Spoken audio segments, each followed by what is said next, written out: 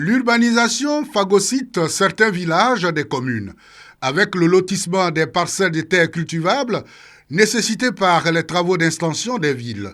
Un mode de vie citadine s'impose parfois aux populations de ces localités. Les villages de la commune de Katiola ne seront pas en reste. Premier fruit de ces démarches, l'arrivée d'un projet de construction d'une usine de transformation de noix de cajou par les investisseurs chinois à Kationou sur l'axe Katiola-Niakara. Autorités locales, promoteurs du projet et populations bénéficiaires, tous mobilisés pour la célébration de la pose de la première pierre de cette future unité industrielle. L'usine est dans le village, nos enfants ne vont plus chômer. Il y aura du travail dans le village pour nos enfants. Cette usine apportera du travail, de l'emploi à nos jeunes et à nos mamans. Depuis la fermeture de la seau de sucre du complexe sucrier de Marabadiassa ici à Katiola, les parents sont meurtris dans l'âme et ils demandent chaque fois qu'il y ait une usine pour apporter du travail. La future usine de transformation de noix de cajou sera bâtie sur une superficie de 5 hectares. Sa capacité de production est de 15 000 tonnes de noix de cajou. La région du Hambol, quant à elle, produit 120 000 tonnes par an.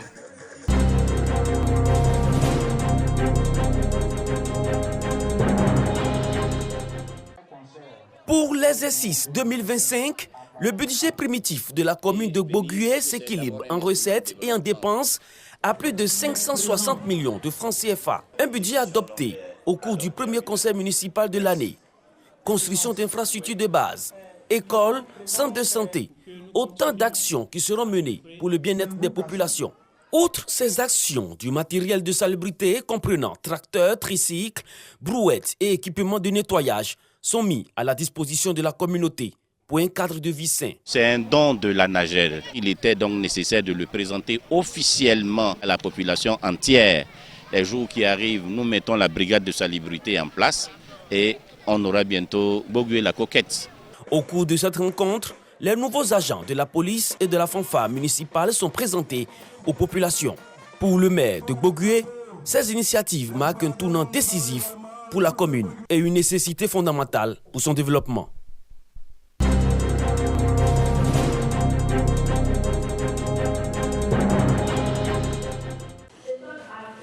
Une vingtaine d'écoliers s'affrontent lors d'un concours de lecture de niveau CM2 dans la commune d'Issia. Cette deuxième édition de la compétition est organisée par l'ONG Un sourire pour toi aussi.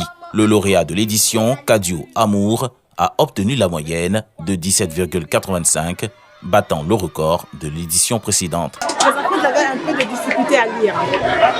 Là, la deuxième édition, on voit que les maîtres d'école ont fait un travail de fond pour que ces enfants aujourd'hui soient à la hauteur. Nous avons eu de très beaux candidats, ils ont tous été géniaux. Et aujourd'hui, pour moi, c'est un pari réussi. L'éducation commence d'abord par la lecture.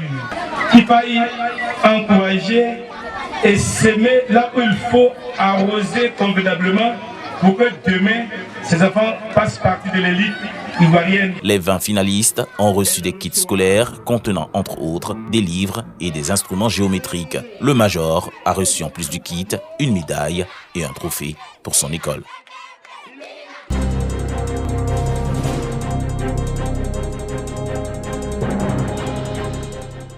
Le gouvernement de Côte d'Ivoire, soutenu par le groupe de la Banque mondiale, a initié le projet de développement durable et inclusif des villes secondaires. Un programme qui se décline en plusieurs composantes, à savoir la réalisation et la réhabilitation d'infrastructures sanitaires, routières et scolaires, le renforcement des capacités des autorités et populations sur les changements climatiques. C'est dans ce cadre que 17 centres de santé de la commune de Korogo bénéficient d'un équipement de matériel médical de plus de 150 millions de francs CFA. Ce matériel vient renforcer le plateau technique des structures sanitaires pour une meilleure prise en charge des populations de la commune. Merci à l'État de Côte d'Ivoire, avec à sa tête son Excellence Alassane Ouattara, et à la Banque mondiale pour cet acte d'importance capitale car la santé n'a pas de prix.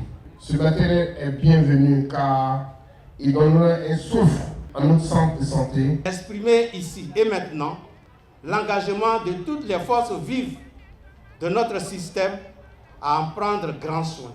Le coordinateur adjoint du projet invite les autorités et populations à s'approprier le dit projet pour un essor inclusif et durable de la commune. Le maire de la commune de Korogo et le préfet de la région du Poro expriment leur gratitude au groupe de la Banque mondiale et exhortent les populations à fréquenter les centres de santé. Le projet de développement durable et inclusif des villes secondaires va durer 6 ans et prend en compte 8 villes du nord du pays.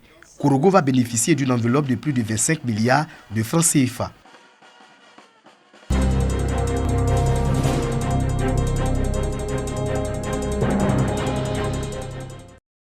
La tornade qui a soufflé sur la sous-préfecture de Mamini dans le département de Bouaké, région de Bouaké, n'a pas épargné domiciles, bâtiments administratifs, enclos, poulaillers, en plus des plantations et champs qui ont subi la furia de ce vent violent.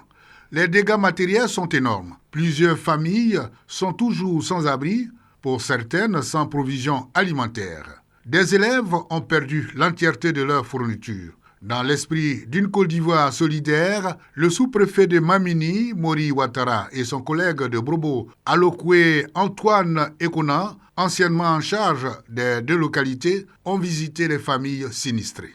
J'ai perdu 400 poussins et puis 500 cailles. Nous avons vraiment reçu près de 2 millions de pertes. On est 11 personnes qui nous dormons ici, mais présentement on dort chez nos amis. Pour manger, on se débrouille avec nos frères. Ce domicile appartient à un enseignant qui a vu sa toiture enlevée par le vent. Donc, ne pouvant plus abriter cette maison, il a été obligé de déménager sur Brobo. Je crois bien qu'il a laissé les élèves ici, le temps de trouver un abri, afin de pouvoir venir dispenser les cours. Donc le chef souhaite que le gouvernement vienne l'aider à reconstruire, à soulager la population. Et le chef place sa confiance au président de la République qui fait beaucoup pour le social. Les représentants de l'exécutif à Mamini et Brobo se sont aussi rendus dans le village de Tanobroukro où la septuagénaire veuve Ngora Adjoa Elise et ses 6 enfants, tous des élèves, dorment à la Belle Étoile à cause d'un incendie qui a ravagé leur maison sans que rien ne soit sauvé.